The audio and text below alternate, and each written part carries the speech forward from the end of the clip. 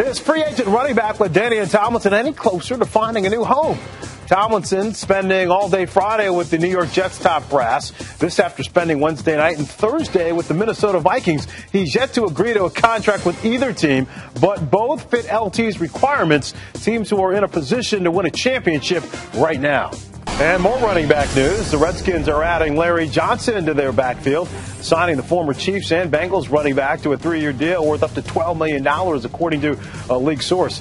Johnson joined the Bengals midway through the 2009 season after he was first suspended, then released by the Chiefs for, among other issues, making critical comments about head coach Tom Haley on his Twitter account. To sort us through all the latest free agency news, let's welcome in Jason Lockenfor. And Jason, first off, tell us about Larry Johnson agreeing to become a Redskin.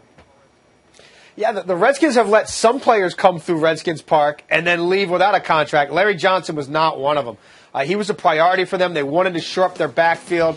Rock Cartwright, Liddell Beck's no longer there. Clinton Portis, on the downside of his career, he hasn't been healthy in recent years. This is a big signing for them. And there's talked to some coaches there recently, and they felt like if they got Larry Johnson, this guy may actually end up being the bell cow at some point. Clinton Portis went to Pittsburgh this week. He got cleared by a specialist, so he's okay to return to duty after suffering a concussion that took him out of most of last season. But depending from game to game, if LJ is going and Portis isn't, look for Larry Johnson to carry the load. All right, Jason, and which team has the edge with the LeDainian Tomlinson sweepstakes? The Vikings or the Jets? The Vikings had, by all account, a great visit earlier in the week, but in this very moment, LT is having a great visit with the New York Jets. He's eating with out to dinner with some team officials right now as we speak. He's scheduled to probably spend the night in New York as well, and there's potential something could get worked out. Now, he also could perhaps take a visit early next week before he goes on a little vacation towards the middle of next week. So we're looking at this being resolved in the next week for sure. Likely this weekend, I would say, and maybe even tonight if they're able to make the numbers work with the Jets. All right, it's been a quiet week for free agent safety Darren Sharper. What can you tell us in terms of the latest? Well, Fran, there's some teams out there that fear because of the surgery he had in recent weeks, maybe he wouldn't be ready to do much this offseason, maybe not until training camp. I spoke to Joel Siegel, the agent for Darren Sharper, and he said right now rehab is going well.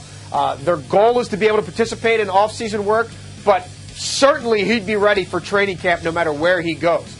Now, the Saints, I'm told, were already planning on curtailing some of his off-season work to try to keep him fresh, to try to sustain him through the season. He's a competitor. He wants to practice every day, but they were going to wean him off practice schedule a little bit anyway to preserve him. There's a couple other teams in the mix, but again, if you made me put odds today, I'd be very surprised if he's not back with New Orleans at some point this offseason. All right, Jason is going to join us a little bit later on in the show with news on Pac-Man Jones. But for more on the free agency train, let's welcome in Michael Lombardi. Michael, what can you tell us about Jake Delhomme? Jake Delhomme is a busy man. He pockets $12.6 million from the Carolina Panthers, doesn't have to give a nickel back, visits the Cleveland Browns. They're talking about him in a starter-type contract, which would be significant. Say that's $6 to $7 million a year. Then he went and visited today the New Orleans Saints strictly as a backup. So Jake Delhomme has a decision to make.